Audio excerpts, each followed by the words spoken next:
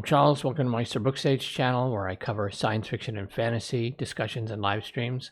And this is my Season 3, Episode 4 of The Mandalorian. This is a tale of two episodes in a way for me as well, just like the last one, but for different reasons. Let's talk about the things I really liked and the things that I just thought were kind of dumb in this episode, and a growing fan theory about the identity of the armorer that I actually really like. The episode opens up on this beachfront where this sort of cove, the Watch's sort of home base at this point. And there's a significant amount of the Watch here. I don't know if this means the Watch is continuing to grow and get larger and larger, or if it's just because it appears to be the start of the Foundling training season. All these members of the Watch who have been out there doing mercenary jobs and who knows what in other places have all returned back to this base with their foundlings to begin this season of training.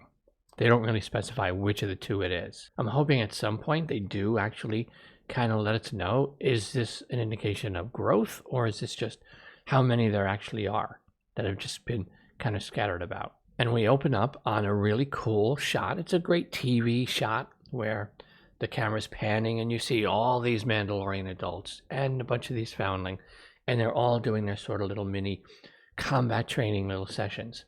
Now, logistically, in reality, you wouldn't have that many people packed into that space because way too many of them would get hurt by just crossing over into each other's sort of combat territory. But it does, like I said, make for a great TV visual. And then we see Bo-Katan kind of making her way through this crowd, kind of eyeing the different training going on, assessing things. And you can tell that Bo-Katan is still trying to find her place here and still get a feel for what this iteration of the Watch is like. Bo was a member of Pre-Vizsla's Death Watch back in the day during the Clone Wars era, before she left and became kind of the Night Owls. So she has experience with this sort of version of Mandalorian, though this particular iteration of the Watch seems to be much more extreme than they were even then. One thing that you kind of get the impression of here is Bo-Katan is obviously a known entity. People know who she is. She's got a reputation. She's been around a long time. She's fought through the Clone Wars. She fought through the Mandalorian Civil Wars. She's got a lot of street cred, if you will, when it comes to being a Mandalorian. And you can already see there's some degree of respect there among this people in the Watch. But the main opening scene here is about foundling training. And it's time for little Grogu to begin his journey as a foundling, a Mandalorian foundling, to become eventually a full Mandalore. Grogu, of course, is kind of hesitant, so he's kind of trotted over. You know, Bo-Katan gives him a little speech, Din Djarin gives him a little speech. They're like his mom and dad at this point. And he's paired up against the kid from Episode 1 who almost got eaten by the giant crocodile creature, the kid whose swearing-in ceremony was interrupted. And they're teamed up. And, you know, the kid's looking at Grogu. He's like, this tiny little thing. What am I supposed to do? He's not anywhere near old enough to begin training. But, you know, they start anyway. The kid is given the choice to choose weapons of choice. He chooses darts, which in this case, it's like a wristlet that has 3 darts in it. But since it's practice, it's just 3 paint pellets. It's 3 rounds, 3 shots. Whichever one has the most visible hits scored on the other wins the little training module. Round 1, the kid just shoots Grogu in the chest with the paint pellet. And Grogu's just standing there. Round 2, same thing. So then Mando, Din is like, it's okay. And it's not like that Grogu doesn't understand what's happening. You can tell he's hesitant. He's been conditioned for so many years to be in hiding, to hide who he is, that it's ingrained in him to not show what he can do. But Din is like, this is your family now. It's safe here. You can show them what you're capable of. So round 3 goes, little Grogu zips in the air around behind the kid. The kid turns around, Grogu zips back to his original spot, and as the kid turns around, it's like boom, boom, boom. It's all 3 shots dead center on the kid.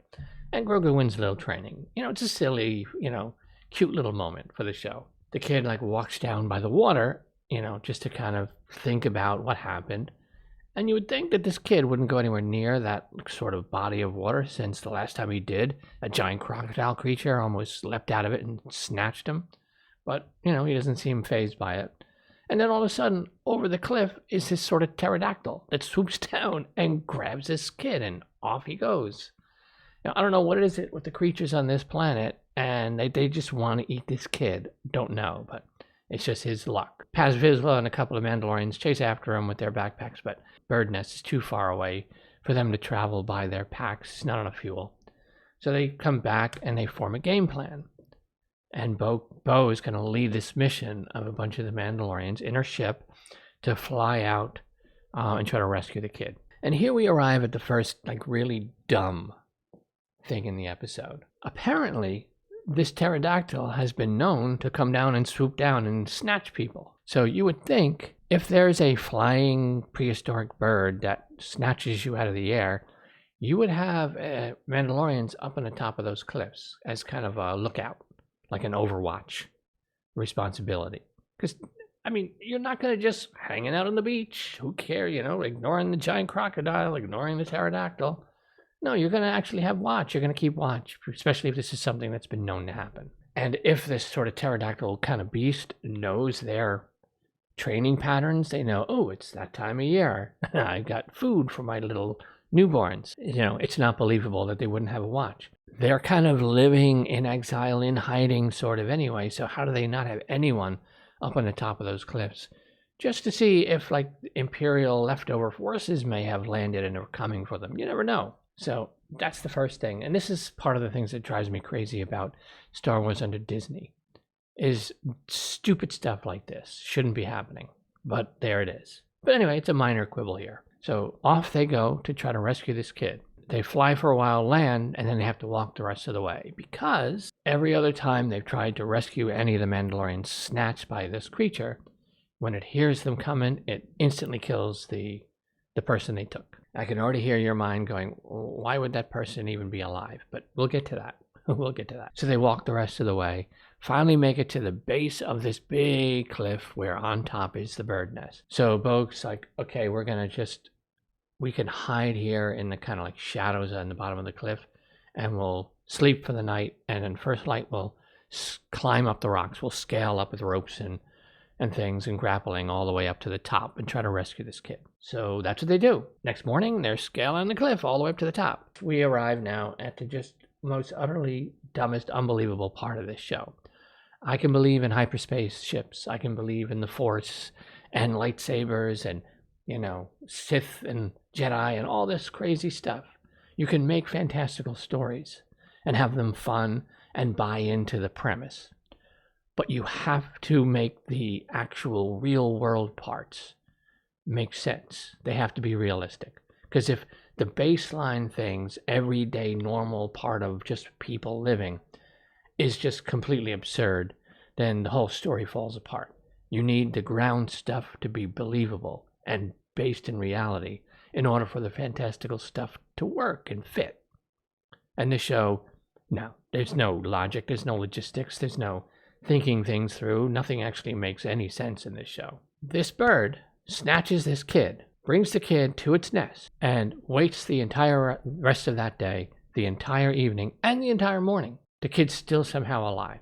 And when they finally get up to the top, they don't see anything in the nest.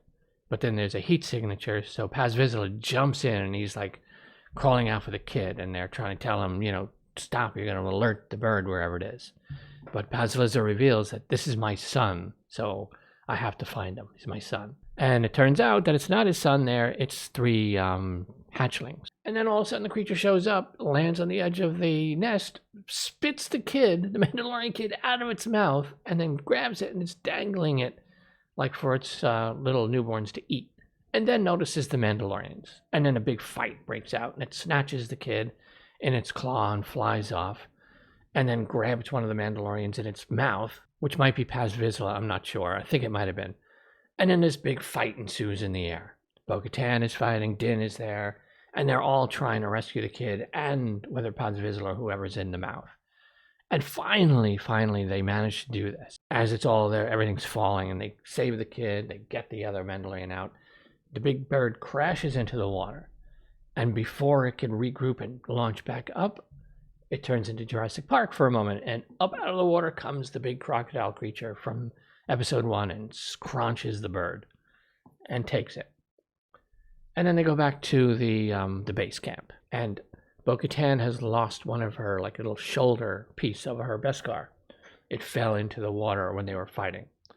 So the armor pulls her aside and brings her into her sort of work room where she's got a furnace, and she fashions a new Beskar kind of shoulder plate, telling her it's not going to be exquisitely designed like they were in the past, but it'll do the job.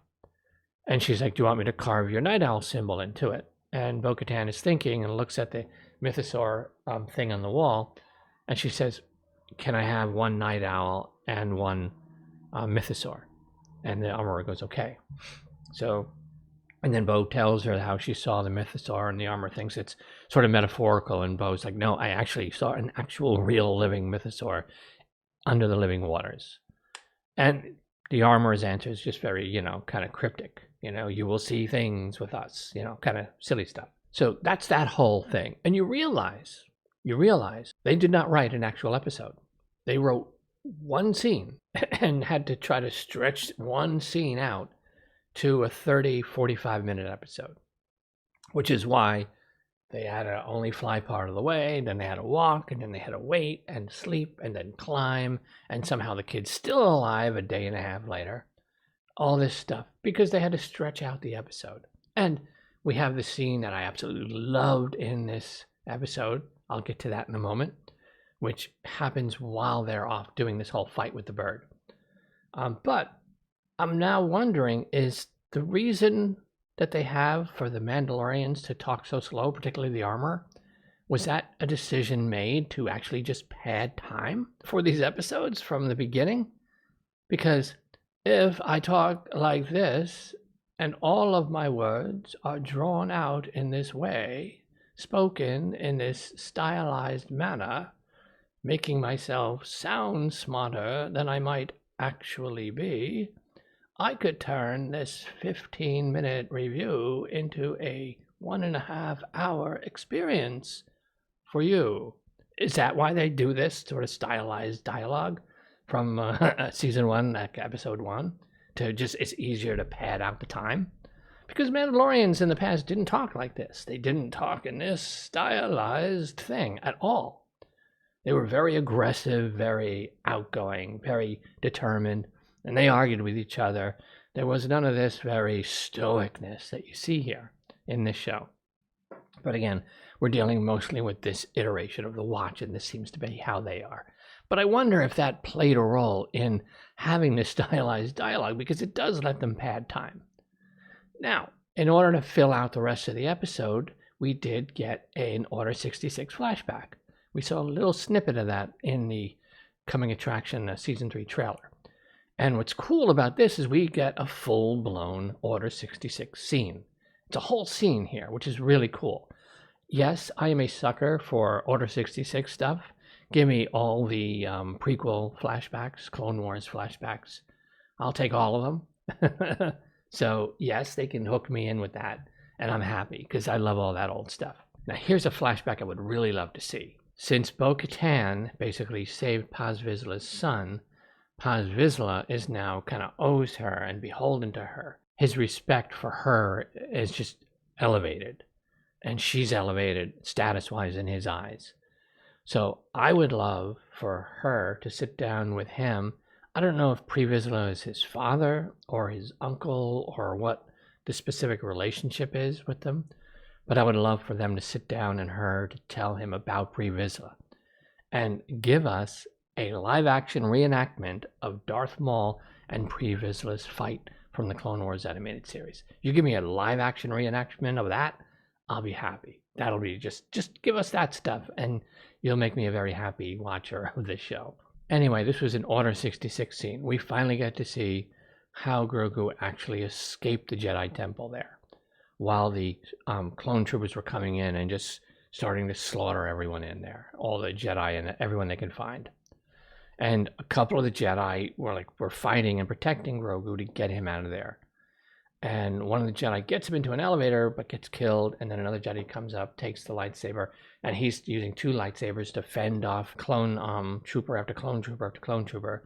And he gets Grogu into this sort of two-person like motorcycle, like air flying thing, and off they go, and they're being chased and shot out and all this stuff, and they crash land onto this sort of platform he had ready to go with a deep space ship, and they managed to get on board that and get out of there and then jump into hyperspace. So we finally saw how Grogu escaped.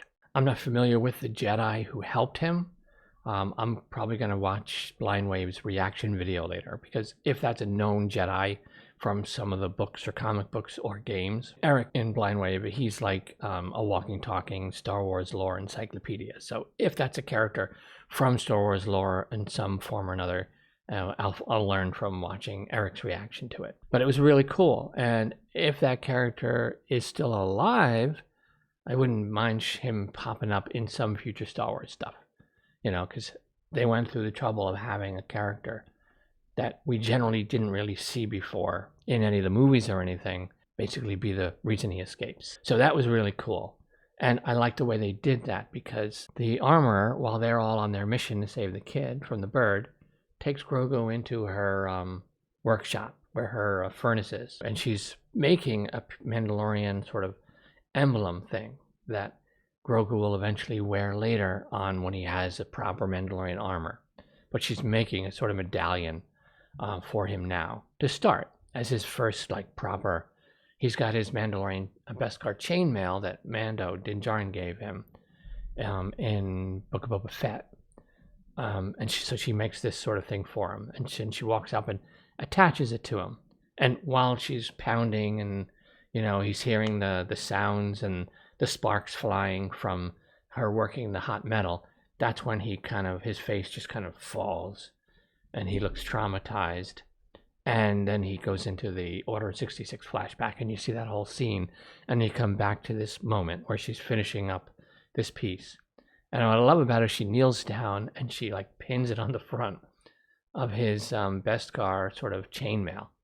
And all I could think of was Flavor Flav from Public Enemy. That's all I could think of, because he's got this big round medallion like it's Flavor Flav with his clock. So now I want Grogu's first words of actual speech to be boy, like Flavor Flav used to do all the time back in the day. That's just what popped into my head. Grogu's the Flavor Flav of Star Wars now. Cool little scene. Loved the Order 66 whole sequence. And some of the stuff with the watch, with the training the Foundlings, all that was pretty cool. It's just not having someone on watch. And this kid, there's no way this kid is going to be alive. A predator does not snatch prey, bring it back to its nest, and then hang out with it for a day and a half before he feeds it to his kids. His kids are starving. He needs to feed his newborns. So it's just absurd to think that kid was still alive after all that time. Why was the bird flying around like a day and a half later with this kid inside his mouth and then spits him out? And there's nothing wrong with the kid at all. He's still in his armor, still fine. It's just so weird. Again, this is my frustration with the show. There are things I really like, and then there's just dumb stuff like this. So there's the Star Wars stuff, and then there's the Disney dumb stuff that Disney keeps insisting on putting in for some bizarre reason. Now, all of that said, I did say there was a kind of growing theory about the armor, so I wanted to talk about that for just a minute. If you look at the armorer's helmet, she, I believe, is the only member of this iteration of the watch where she has these little, almost like horns on her helmet. And none of the others have that. They all have kind of regular Mandalorian helmets. Hers is unique. And it's kind of reminiscent of the horns on the helmets that the Shadow Collective Mandalorians wore back in the Clone Wars. Pre Vizsla and Recast and a bunch side with Darth Maul, and they decide to go with him. And you have Pre Vizsla as kind of their leader, and Recast is kind of the right-hand person, and Bo-Katan was a member of Death Watch at this point. But when things fall out between Maul and Pre Vizsla, and they battle, and spoiler, Pre Vizsla is killed by Maul, Death Watch splinters. And you have Bo-Katan, and a lot of the Death Watch go with her, and they peace out. And I think they probably, I'm not sure, but that might be what eventually morphs into the Night Owls. But, and then the other half that decide to stay with Maul and be this Shadow Collective sort of commando troops are led by Recast. So the theory is that the armor is Rook cast, and that's why she has the kind of subtle little horns on her helmet, kind of a very subtle nod to her Shadow Collective days, where she was basically Maul's strongman, if you will, and leader of his crack Mandalorian troops. Which makes me wonder, if since she's obviously the leader of this iteration of the Watch, did she kind of reform the Watch after all that, but impose this sort of old Mandalorian tradition from the ancient ways of not taking your helmet off? Did she add that in, not because she might legitimately seek to recapture their ancient ways, because you could look at it as when we left our ancient ways behind, it caused our downfall. Is it partly that, and is it partly that's a really convenient way for me to hide my identity and to build anew with a new Death Watch without people realizing who I am and that I betrayed all you people? So I'm wondering if there's that element to it. I wonder if that's one of the reasons why the armor imposed this sort of ancient rule, is to hide our own identity, because it's a very convenient way for you to not let anyone know who you really are, especially if they might have a lot of problems with you when they discover who you indeed are, in fact. So it's a really convenient way for her to hide her identity and kind of restore her place as kind of the leader of this style of Mandalorian sort of cultish kind of group. And the armor absolutely knows Bo-Katan. Not just by reputation, she seems to know who Bo-Katan is and be familiar with her. You just kind of get that impression. Rook cast and Bo-Katan faced off back then, and that was a fight that Rook lost to Bo. So if this is indeed Rook cast here, under this armorer identity, and we now have Bo here, and Bo beginning to kind of just do what Bo does naturally, which is just people end up gravitating around her and being drawn to her and end up following her. It's just her nature. You know, her sister was the leader of Mandalore for quite a while, so it's in that family's nature to lead and rule. So as Bo's kind of star rises in this group, are we going to end up having this confrontation between these two? And will we finally learn who the armorer is? And will it be Rook cast? I hope it is, because I think that's a great story idea. It's a great character to bring back from the Mandalorian, like Clone Wars days, and Bo-Katan's own past. And it's almost like bringing it full circle around again, where you have this watch that's going to splinter between Bo and Rook, like it did the last time. So where will Paz Vizsla fall? Because he's the armorer's man, but Bo-Katan just saved his son. Where's Din Djarin going to fall? Because the armor has been his whole world since he became a foundling as a kid. You could see he's drawn to Bo-Katan as well, and she's kind of drawn to him. And he can probably see how good she can be for Grogu. So I'm hoping that is where this is going, personally. I think it'll be a great idea if the armor is recast and we get that identity reveal at some point. Now, because Season 3 of The Mandalorian is very much the Bo-Katan season at this point. Seasons 1 and 2, Din Djarin was the Mandalorian. Season 3, Bo-Katan is pretty much the Mandalorian so far. This is far much more her character's journey here this season than it is Din Djarin's. Din is kind of settled back into where he wanted to get, and Grogu is now taking his first steps into this world. But it's Bo-Katan that's now trying to find her way again. And Bo-Katan I'm far more invested in, like I said in my last review, than I am in Din Djarin, only because she's a character we've had with us for a much longer period of time. You know, she was in the Clone Wars animated series. So we followed her all the way through that, and through Star Wars Rebels, and now through this stuff. And I just love Katie Sackhoff as an actor. Vic Moretti-Longmire is always going to be my Katie Sackhoff role for me that I think of first, but I love her as Bo-Katan as well, and of course Starbuck. So I'm really happy the more and more Bo-Katan we're going to get. Just make Season 3 the Bo-Katan show, and we can then go from there in Season 4 and see where this goes. So if you've been watching this, let me know what you thought of this episode. What do you think about the theory that the armor is actually Rook cast. And where do you think that might go if that's the case? If you haven't seen my episodes 1 through 3 of season 3 reviews, you can click the playlist here and there'll be another video here. Subscribe, like, all that stuff.